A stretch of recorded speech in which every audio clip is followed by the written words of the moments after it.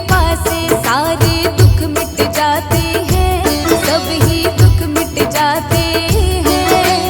मंगलवार के व्रत की तुमको कथा सुनाते हैं, हम महिमा गाते हैं।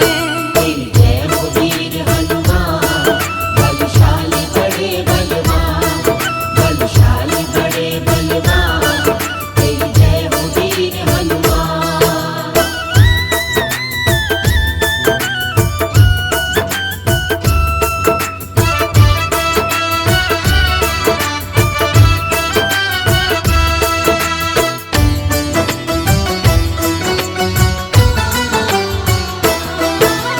दूजी तरफ ब्राह्मण भी मंगलवार का व्रत रखती है, पुत्र तन पाने की हनुमत से इच्छा करती है।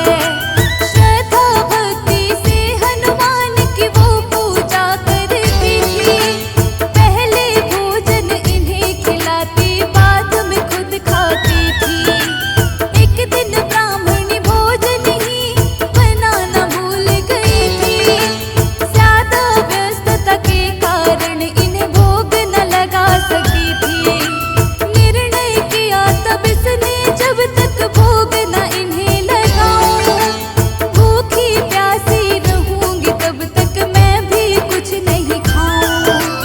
भक्त की भक्ति से हनुमान जी खुश हो जाते हैं, वो तो खुश हो जाते हैं। मंगलवार के व्रत की तुमको कथा सुनाते हैं, हम महिमा गाते हैं।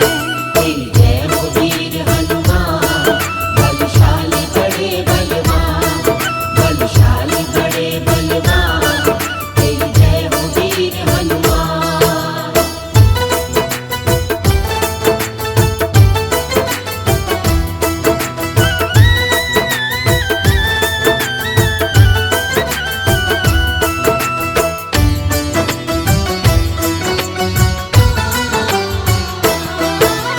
अगले मंगलवार को इनको भोग लगाऊंगी मैं, इनको भोग लगा करके ही भोजन खाऊंगी मैं।